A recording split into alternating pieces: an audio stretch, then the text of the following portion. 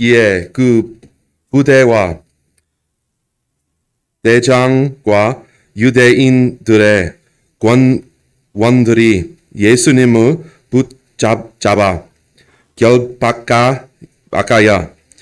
먼저 아나스에게 끌고 가니 이는 그가 그 행의 대제사장인 가야바의 장인이었기 때문이더라. 가야바는 유대인들에게 한 사람이 백성을 위해 죽는 것이 유익하다고 주원하였던 자들아. 오늘 말씀 제목은 나를 부인하는가? 예수님을 부인하는가? 예, 나를 부인하는가? 예수님을 부인하는가? 제목입니다. 우리 지난 시간에 베드로가 그 칼을 들어서 대제사장 그 종 말고의 귀를 베었습니다. 그리고 예수님은 그것을 붙여주셨어요. 그리고 베드로에게 예수님이 내 칼을 칼집에 꽂으라 라고 말씀하셨어요. 자, 그렇게 하신 예수님은 곧이어 자신을 잡으러 온 이 사람들에게 잡혀가셨습니다. 그리고 결박당하셨습니다. 그러나 예수님을 잡아 결박한 그들은 정당하고 공의롭게 그 일을 했을까요? 그렇지 않았습니다. 여러분, 로마의 통치하에 있었습니다. 근데 로마 관원들이 온 것이 아니었어요. 그들은 유대인들의 관원들이었습니다. 유대교 그 안에, 종교 안에 속한 자들이었습니다. 그리고 그 부대와 그 대장들, 그 부대와 대장은 정식 로마 부대가 아니었습니다. 로마 장교가 아니었어요. 종교 지도자들이 고용했던 외인 부대였습니다. 일명 우리 깡패들이라고 할 수 있습니다. 지금으로 말하면 예수님은 정식 구속 영장 없이 잡힌 것과 같았습니다. 그것도 사람들의 눈을 피해서 이게 한밤중에 일어났습니다. 마치 도둑들이 밤중에 몰래 와서 탈취해 가는 것처럼 예수님을 탈취했던 거예요. 자, 이제 예수님이 끌려간 곳은 그 해의 대제사장인 이 유대 그 제사장들 중에 가장 수제사장이죠. 이 대제사장들이 있는데 그 중에 이제 가야바라는 사람이 있었습니다. 가야바의 그 장인이었던 안나스의 집으로 끌려가셨어요.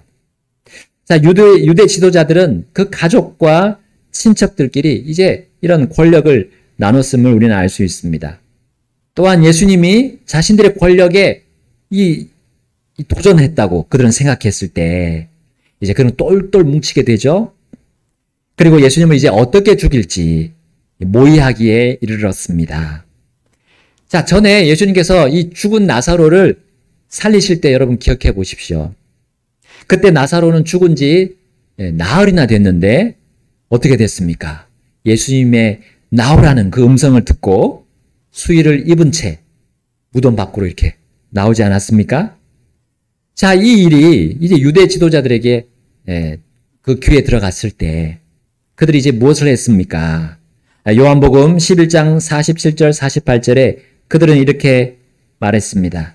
이에 수제사장들과 바리새인들이 공회를 소집하고 이르되 이 사람이 많은 기적들을 행하니 우리가 어떻게 하리요? 만일 우리가 그를 이대로 두면 모든 사람이 그를 믿을 것이요? 그러면 로마 사람들이 와서 우리의 터전과 민족을 다 빼앗아 가리라 하더라 했습니다. 자, 그들은 이제 공회를 소집했습니다. 그리고 회의를 하는 거예요. 그리고 이 일을 어떻게 처리할까 고민을 합니다. 근데 그들은 팔이 안으로 굽듯이 그와 같은 모의를 했어요. 예수 때문에 이제 로마가 와서 이 유대인들을 멸망시킨다는 그들의 판단을 우리는 볼 수가 있습니다. 그런데 그것은 전혀 객관적이지 않은 판단이었어요. 예수님은 결코 유대 사회에서 어떤 실세가 아니었습니다. 여전히 유대인들의 권위자들은 그들이 바리새인들과 서기관들이었어요. 예수님한테 꽤 많은 사람들이 관심을 가졌을 뿐이지요. 예. 그 모든 사람들이 예수님을 믿은 건 아닙니다. 예수님을 따르는 건 아니었어요. 단지 이 유대 지도자들은 자신들의 권력에 흠집이 날까봐 이제 설레발을 치는 거죠. 자, 이러한 가운데 그 해의 대제사장인 가야바가 이제 이 공회에서 그들이 전혀 생각하지 못한 발언을 합니다. 요한복음 11장 49절 50절에 이렇게 나옵니다. 이에 그들 중에 한 사람 곧 바로 그 해의 대제사장인 가야바라 하는 자가 그들에게 이르되 너희가 전혀 아무것도 알지 못하고 또 한 사람이 백성을 위해 죽어서 민족 전체가 멸망하지 않게 되는 것이 우리에게 유익한 것을 깊이 생각하지도 아니하는도다 하더라 했습니다. 여기 대제사장 가야바는 예수님을 믿지 않았어요. 그러나 그의 권위와 권력이 하나님으로부터 나왔던 것입니다. 그래서 하나님께서는 이 공회에서 그들의 주관적이고 편협한 그리고 한편으로 또 악랄한 그들의 시야를 그들의 눈을 열어주셨던 거예요. 그들이 깨닫도록 예언을 하도록 이 가야바를 사용하신 겁니다. 그래서 요한복음 11장 51, 52절에 이렇게 말씀합니다. 이것은 그가 스스로 말한 것이 아니라 그 해의 대제사장이므로 예수님께서 그 민족을 위해 죽으실 것과 또 그 민족만을 위한 것이 아니라 그분께서 널리 흩어진 하나님의 자녀들을 하나로 다 함께 모으시기 위해 죽으실 것을 예언한 것이더라 했습니다. 자, 유대 권력자들은 자신들만 잘 살면 그만이다라는 생각을 했던 거예요. 그 공회 모임에서도 그렇게 생각했던 겁니다. 그러나 하나님은 이 가야바, 그들의 수장인 이 가야바를 통해 그들의 고정관념을 깨뜨려 주셨어요. 그들은 예수님을 죽이면 자신들이 살 것이라 생각했지만, 자신들만 살 거라 생각했지만, 하나님은 자신의 독생자가 죽으면 모든 민족들이 살 수 있게 되는 조건이 된다는 것을 말씀해 주신 거였어요. 여러분, 이 진리는, 이 계획은, 이 구원의 계획은 오래전부터 그들에게 전달되었던 계획이었습니다. 하나님의 계획이었어요. 그들이 모를 리가 없었던 겁니다. 유대인들도 잘 알 수 있었던 거예요. 자신들이 가지고 있던 구약 성경을 봐도 그 하나님의 계획을 알 수 있었던 겁니다. 하나님은 이 진리를 하나님의 원수인 그 자의 입을 통해서 전달하셨던 거예요. 여러분, 우리 지난 시간에 예수님께서 하나님의 말씀을 성취하시는 장면을 보았습니다. 우리 베드로의 그 끼어들기, 그 방해하는 것에도 불구하고 하나님은 자신의 말씀을 성취하시는 것을 예수님을 통해서 보여주셨습니다. 말씀을 성취하는 일에 여러 가지 방해 요소가 계속 끼어드는 겁니다. 지금도 역시 끼어들고 있었어요. 예수님께서 잡혀서 죽어야 하는 그 일에 베드로는 오히려 말씀 성취하시는 그 일에 방해를 했던 겁니다. 또한 예수님의 죽음을 헛되게 만들기 위해서 이 모인 바리새인들, 서기관들 역시 하나님의 말씀 성취에 방해를 하고 있었어요. 그러나 예수님이 잡혀 죽으시는 그 이유는 이 사람들의 뜻이 아니라 아버지 하나님의 뜻이 이루어지기 위함이었던 겁니다. 바로 믿는 모든 사람의 구원을 위함이었던 거예요. 유대인뿐만 아니라 그 이외의 이방 민족들, 모든 민족들이 하나님의 자녀가 되도록 예수님은 잡혀서 죽음에 넘겨주게 된 것입니다. 그렇다고 예수님을 죽이려는 유대인들의 그 의논과 그 계획이 결코 선하지는 않았던 겁니다. 그들이 예수님을 죽이려는 동기가 중요했죠. 그 동기가 무엇입니까? 말씀을 성취하는 일이었습니까? 아닙니다. 자신들의 권력을 끝까지 유지하려고, 자신들의 힘으로 유지하려고 하는 것이었어요. 하나님께 자신들의 권력을 맡기는 것이 아니라 자신들의 힘으로 자신들의 배를 채우기 위해서 그렇게 예수님을 죽이려고 했던 거죠. 가야바 대제사장도 사실은 자신의 유익을 위해서 이 공회에서 말을 한 것인데, 그러나 하나님은 그의 입술을 사용하셔서 말씀을 성취하신다는 선언을 하셨던 거예요. 그러나 그들은 계속 자신들의 악한 동기를 버리지 않았습니다. 그래서 어떻게 했습니까? 예수님의 제자 중에 한 사람인 가룟 사람, 이 유다와 손을 잡았죠. 그리고 구약 성경의 예언대로 은 30개를 주고 예수님을 넘겨받습니다.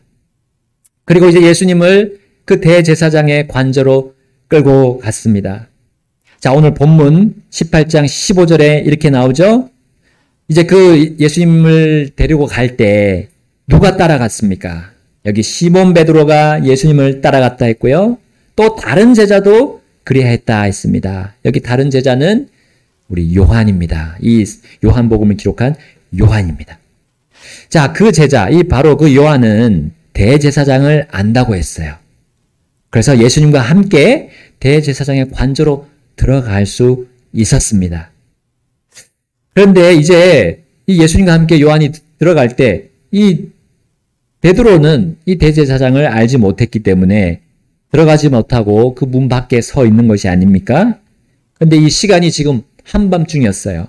그리고 날씨도 추웠습니다.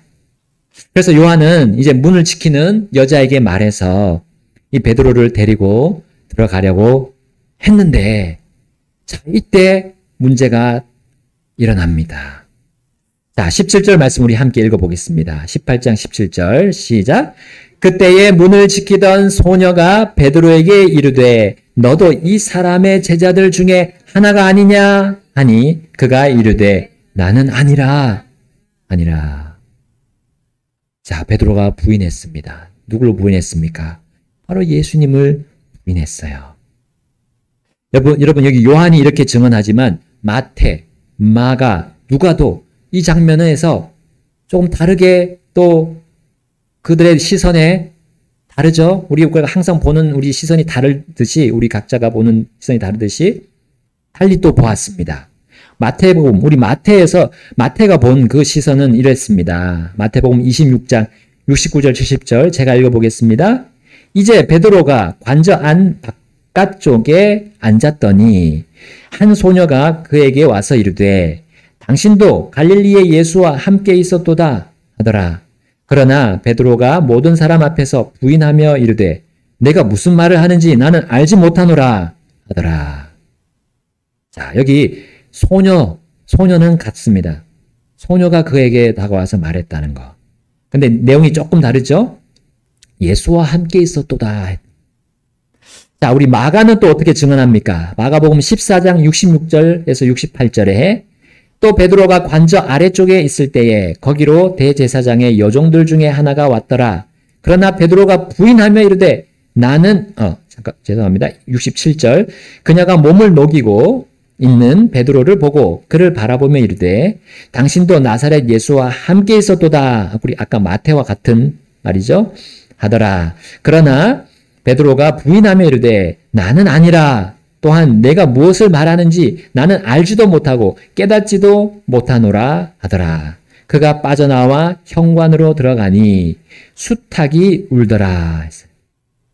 자, 수탉이 두 번 우는데 이제 첫 번째 우는 장면이 이제 마가복음에서 언급이 됐습니다. 자, 이제 누가는 또 어떻게 봤을까요? 누가복음 22장 56절에서 57절.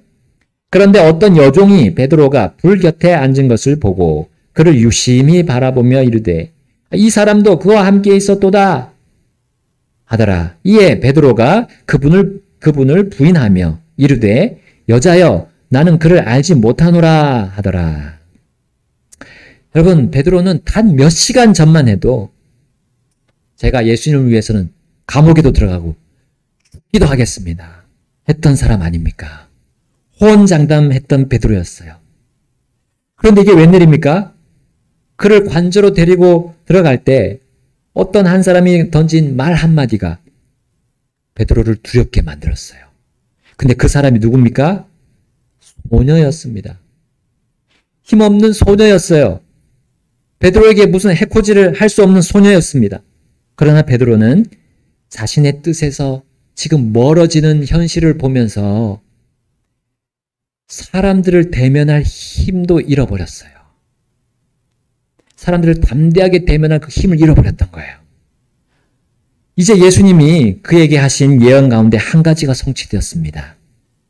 내가 수탉이 2번 울기 전에 내가 나를 3번 부인하리라 하신 그 예언. 근데 지금 베드로는 1번 부인을 했고요. 이제 수탉이 1번 울게 되었어요. 여러분, 이쯤 되면 베드로가 그분이 자신에게 했던 그 말이 떠오르지 않았을까요? 이 말씀이 떠오르지 않았을까요? 네가 나를 3번 부인하니라. 그러나 베드로는 즉시 거기를 떠나지 않았습니다. 다른 제자들과 같이 에게 가지 않았어요. 자신이 잠시 실수를 한 것이다 라고 생각하지 않았을까요? 아직 자신의 계획을 자신의 힘으로 성취할 그런 기회가 남아있다고 생각하지 않았을까요? 내가 주님과 함께 죽겠노라 하는 그 자신의 계획을 끝까지 밀고 나가려고 했던 겁니다. 그러나 그는 여전히 예수님 가까이에 가지 못했어요. 관저들 저기 멀찍이서 예수님을 지켜보고 불을 쬐고 있었던 겁니다. 자, 심지어 오늘 본문 18절에 나온 것처럼 예수님을 잡아온 이 대제사장의 종들과 그 관원들과 함께 서서 몸을 녹였던 겁니다. 그 숯불에 서서. 지금 몇 시간 전만 해도 자신이 칼을 빼들고 그들을 향해서 휘둘렀던 그 일을 이 베드로가 까맣게 잊은 듯 했어요. 왜 그가 예수님의 원수들, 또 자신의 원수들과 함께 자리를 하고 있습니까? 원수들 틈에서 이 자신은 두려워하지 않는다. 그들이 많은 수의 숫자가 되더라도 자신은 혼자 있지만, 그래도 자신은 두렵지 않다는 그거를 자신이 억지로 그 자신의 행동으로 만회를 하려고, 방금 전에 했던 실수를 한번 만회해 보려고 그렇게 그들과 함께 있었던 것이 아닐까 생각합니다. 그러나 그의 몸은 그 원수들과 함께 있었지만, 마치 용감한 것처럼 보였지만 그의 마음은 계속 겁에 질려 있습니다. 그래서 베드로는 아주 쉽게 다시 한번 자신의 주님이신 예수님을 부인하고 말았어요. 오늘 18장 25절 함께 읽겠습니다. 18장 25절 요한복음 같이 읽겠습니다. 시작. 시몬 베드로는 서서 몸을 녹이고 있더라. 그러므로 그들이 그에게 이르되 너도 그의 제자들 중에 하나가 아니냐 하니 베드로가 그것을 부인하며 이르되 나는 아니라 하더라. 여기 좀 단순하게 아주 간단하게 나왔어요. 왜냐하면 요한이 그 관자 안으로 들어가서 갔기 때문에 조금 멀었던 모양이에요. 그런데 우리 마태는 어떻게 또 봤습니까? 자, 마태복음 26장 71, 72절에 그리고 그가 현관 쪽으로 빠져나갈 때에 다른 여종이 그를 보고 거기에 있던 자들에게 이르되 이 자도 나사렛의 예수와 함께 있었도다 하더라. 이에 다시 그가 맹세하며 부인하되 나는 그 사람을 알지 못하노라 하더라. 예수님을 알지 못한다고 맹세까지 합니다. 두 번째는 마가복음 14장 69절에 또 이렇게 마가는 그렇게 봤어요. 또 여종 하나가 다시 그를 보고 곁에 서 있던 자들에게 말하기 시작하되 이 자는 그들 중에 하나라 하더라. 이에 그가 다시 그것을 부인하더라. 자, 누가는 또 이렇게 봅니다. 누가복음 22장 58절에 조금 후에 또 다른 사람이 그를 보고 이르되 너도 그들 중에 하나로다 하더라. 이에 베드로가 이르되 사람아 나는 아니라 하더라. 여러분, 이번에도 베드로를 추궁한 사람은 남자가 아닌 여자였습니다. 그것도 대제사장의 여종이었어요.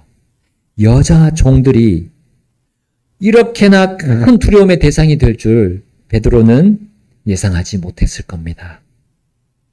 그는 담대함은커녕 점점 더 용기를 잃어갑니다. 자신의 뜻과 계획을 버리지 않음으로 인해서 그의 마음속에서 예수님은 이미 사라지고 말았어요. 베드로는 주님과 함께 3년 반을 동고동락하면서 보냈던 그 나날들을 어떻게 이렇게 쉽게 잊어버릴 수 있겠습니까? 어떻게 베드로는 예수님과 함께 했던 그 수많은 놀라운 일들을, 그 기적들을 지금 한순간에 다 잊어버릴 수 있겠습니까? 그 권능이 있는 일, 정말 하나님의 영광이 드러나는 일들을 그는 경험했잖아요. 두 눈 똑똑히 보면서 경험했습니다. 그런데 자신의 예상 범위 안으로 계속해서 예수님이 들어오지 않으시는 걸 그는 봤기 때문에, 지금 그 현실을 지금 대면하기 때문에 그것들 다 잊어버린 거예요. 자기가 정해놓은 그 자신의 계획 안에 예수님이 자꾸 점점 더 멀어져 가는 거예요. 이제는 풀려나야 할 시간인데 계속 잡혀 계시는 거 아닙니까? 예수님이 자신을 변호하고 풀려나야 하는데 이제는 안나스를 거쳐서 대제사장 가야바에게도 가셔서 신문을 받으시는 모습을 베드로가 봤어요. 요한복음 18장 24절에 나오죠. 이제 베드로는 처음에 자신이 세웠던 계획을 변경했어요. 이제 또 다시 변경해야 될 처지가 된 겁니다. 이제 여기서 그만하고 이제 도망갔던 그 제자들을 따라갈 것인가? 아니면 주님이 석방되기를 조금 더 기다리고 자신의 뜻을 끝까지 이루어 나갈 것인가? 그는 선택의 여지가 둘 중 하나였어요. 근데 이것을 선택할 수 있는 기회가 무려 1시간이나 되었어요. 1시간. 그 몸을 녹이는 동안 자신이 이제 주님의 뜻으로 돌이킬 수 있는 시간이 충분히 주어졌습니다. 그리고 결국 예수님께서 예언하신 그 예언 안으로 들어가고야 말았던 거예요. 요한복음 18장 26절 27절 우리 함께 읽어보겠습니다. 베드로가 귀를 베어버린 자의 친족인 대제사장의 종 하나가 이르되 내가 그와 함께 동산에 있던 것을 내가 보지 아니하였느냐 하니라. 그러자 베드로가 다시 부인하니 즉시 수탉이 울더라. 베드로는 자신이 칼 내리쳐서 친 그 말고의 친족 중 한 사람에게 이제 추궁을 당했어요. 네. 그 사람 똑똑히 본 거죠. 이 여종들은 베드로를 예전에 본 거를 이제 얘기를 한 걸 수 있습니다. 그런데 이 사람은 바로 몇 시간 전에 예수님 곁에 있던 베드로를 봤던 거죠. 자, 다른 복음서에서는 여러 사람들이 이 말고의 친족 말고 또 여러 사람들이 다양한 말들로 그를 추궁했다고 나옵니다. 그러니까 마지막에는 한 사람뿐이 아니라 여러 사람들이 계속 베드로를 보고 너가 예수님의 제자가 아니냐, 너가 예수님의 제자가 아니냐 했던 거예요. 자, 마태의 증언입니다. 마태복음 26장 73절 74절. 또 잠시 후에 곁에 서 있던 자들이 그에게 나와 베드로에게 이르되 너도 확실히 그들 중에 하나이니 이는 내 말투가 너를 드러내기 때문이라 하더라. 그때 그가 저주하고 맹세하기 시작하며 이르되 나는 그 사람을 알지 못하노라 하더라. 그러자 즉시 수탉이 울더라 했고요. 마가는 또 이렇게 증언합니다. 14장 70절 하반절부터 보겠습니다. 잠시 후에 곁에 서 있던 자들이 다시 베드로에게 이르되 확실히 너는 그들 중에 하나라. 이는 내가 갈릴리 사람이요 내 말투가 그곳과 일치하기 때문이라 하더라. 그러나 그가 저주하며 맹세하기를 시작하여 이르되 나는 너희가 말하는 이 사람을 알지 못하노라 하더라. 그러자 두 번째 수탉이 울더라. 자, 누가의 증언입니다. 누가복음 22장 59절 60절입니다. 약 1시간쯤 지나서, 여기 1시간쯤이라고 나오죠. 1시간쯤 지나서 또 다른 사람이 확신하여 단언하며 이르되 참으로 이 자는 예수와 함께 있었으니 이는 그가 갈릴리 사람이기 때문이라. 이에 베드로가 이르되 이 사람아, 나는 내가 무슨 말을 하는지 알지 못하노라 하더라. 그러자 아직 그가 말하던 때에 즉시 수탉이 울더라. 여러분, 그들은 베드로를 추궁하되 이제 그의 말투를 가지고 추궁했습니다. 그가 갈릴리 지방에 말투를 한다고 했던 거예요. 그의 억양이 갈릴리 억양이었던 거예요. 그가 예수의 제자라고, 그렇게 하면서 그가 예수의 제자라고 추궁합니다. 베드로는 자신의 고향인 갈릴리를 비하하는 그들의 말에 이제 베드로는 화가 단단히 났습니다. 그래서 그가 세 번째 주님을 부인할 때 그가 이제 거의 이성을 잃었어요.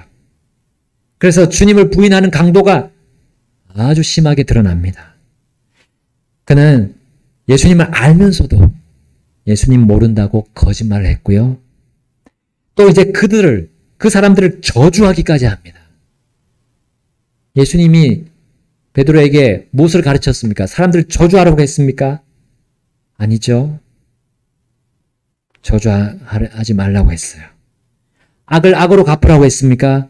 아니죠. 그런데 이제 저주하기까지 합니다. 그리고 자신은 예수의 제자가 아니라고 맹세까지, 또 두 번째 맹세까지 했어요. 여러분, 이것은 그가 주님과 꼭 또 주님께 배운 모든 것들을 마치 더러운 똥과 같이 땅에 내던져버린 것과 같습니다. 그리고 그는 곧바로 두 번째 수탉의 울음소리를 듣게 됩니다. 그 순간 그의 눈이 예수님의 눈과 마주칩니다.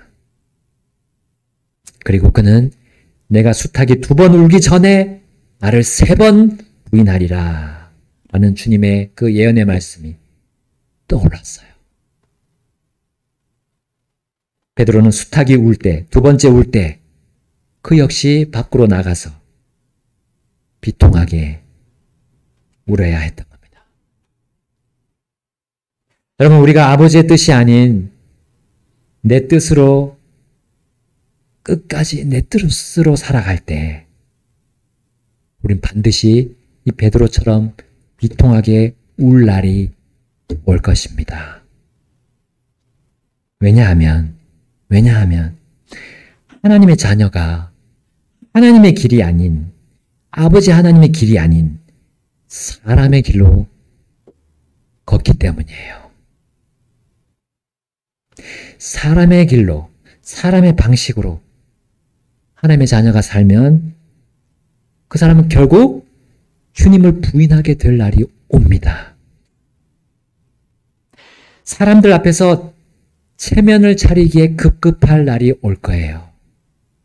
사람의 눈을 의식하고 주님과 그 주님의 교회와 주님의 복음을 부끄러워하게 될 겁니다. 그래서 주님을 알면서도, 주님을 믿고 있으면서도 믿지 않는 것처럼 모른 척 할 거예요. 아, 주님께 내가 다 굴복해서 내가 다 드립니다라는 그런 찬송을 하면서도 이제 원수들이 와서 너가 믿는 것이 뭐냐? 너가 예수쟁이 아니냐? 하면서 비하하고 비난할 때 그의 강한 의지가 눈이 녹듯이 사라질 겁니다. 여러분, 그 강한 의지, 그것은 주님의 믿음, 주님으로부터 온 것이 아니라 개인의 신념이고 개인의 종교이기 때문이에요. 내 뜻과 내 계획에 목을 맨 사람은 결국 주님에 대한 거짓된 결단으로 인해서 스스로를 비참하게 만들어 갈 것입니다. 여러분, 오늘 저는 묻겠습니다. 또 주님께서 성령님을 통해서 여러분에게 물으십니다. 여러분, 정말 예수님을 나의 개인의 구주로 받아들이셨습니까? 예수님은 정말 나의 하나님이십니까? 이 온 세상 만물을 창조하신 하나님이십니까? 예수님은 정말 나의 주인이십니까? 내 삶과 내 인생은 이 주님을 위한 것입니까? 주님의 것입니까? 주님에 의한 것입니까? 아니면 내 삶의 주인은 나입니까? 그리고 나는 내 계획대로 내 계획이 성취되기를 바라면서 여기 교회에 와 계십니까? 곧 오실 우리 주 예수 그리스도께서 여러분 내 삶을 주관하도록 나를 주님께 여러분 완전히 내어드리셨습니까? 나는 정말 주님 없이는 한순간도 살아갈 수 없다고 인정하십니까? 그러면 내 뜻이 아니라 주님의 뜻이 정말 이루어지기를 구합시다. 내 뜻을 구하는 사람은 여러분 주님을 부인하되 세 번만이 아닐 수 있습니다. 7번도 부인할 수 있어요. 7에 3번, 21번, 혹은 1년에 7번 우리 부인할 수 있습니다. 내 뜻을 구하지 맙시다. 내가 원하는 계획 있을 수 있습니다. 그러나 그것이 하나님을 위한 것인가? 하나님이 내게 주신 것인가? 살펴야죠. 깊이 생각해야 됩니다. 그리고 우리의 발걸음을 떼야 합니다.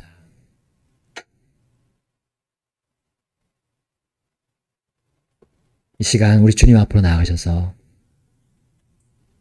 여러분 각자 주님과 1대1로 물으십시오. 그리고 혹시 아직도 예수님이 나의 구주가 아니시고 내가 그분을 내 개인의 구주로 받아들인 적이 없다 생각하시는 분들은 오늘 기회입니다. 하나님께서 기회를 주셨습니다. 우리 인생은 우리 마음대로 좌지우지할 수 없습니다. 무슨 일이 일어날지 우리는 모릅니다. 단 1초 후에 무슨 일이 일어날지 우리는 모릅니다. 모든 것은 하나님의 손안에 있습니다. 이 세상을 만드시고 주관하시고 운영하시는 하나님 손안에 있습니다. 하나님이 사람들을 위해서 이 죄인인 우리들을 위해서 이 땅에 2000년 전에 오신 분이 예수님입니다. 사람의 몸을 입고 오셨어요. 우리 죄인들이 담당해야 할 그 죄값을 죄 없으신, 죄를 모르시는 예수님께 다 담당시키셨어요. 그것이 십자가의 사건입니다. 나는 영원히 멸망받아서 불호수에 떨어질 죄인이란 사실이에요. 그것을 내가 인정하지 않으면 예수님은 나와 아무 상관이 없습니다. 예수님이 이루신 그 구원의 일들은 십자가의 일은 나와 아무 상관이 없습니다. 근데 내가 정말 죄인이고 내가 정말 극악한 죄인이기 때문에 내가 지옥에 갈 수밖에 없는 죄인이라는 것을 인정하고 내가 절감한다면 그때는 예수님을 받아들이고자 하는 여러분의 마음이 열릴 것입니다. 여러분의 소원이 원함이 하나님 뜻과 맞아져서 열리게 될 거예요. 그때 주님을 받아들이시면 그 순간 여러분 구원받습니다. 그리고 영원한 생명을 받습니다. 그리고 하나님의 자녀가 됩니다. 하나님이 그를 영원히 버리지 않으신다고 약속하셨습니다. 여러분 주님의 자녀가 되시고 구원받아 주님의 자녀가 되시고 죄의 문제를 다 해결하십시오. 해결하십시오. 그러니까 여러분의 결단에 달려 있습니다. 이 시간 우리 주님 앞으로 나가셔서 개인적으로 기도하시겠습니다.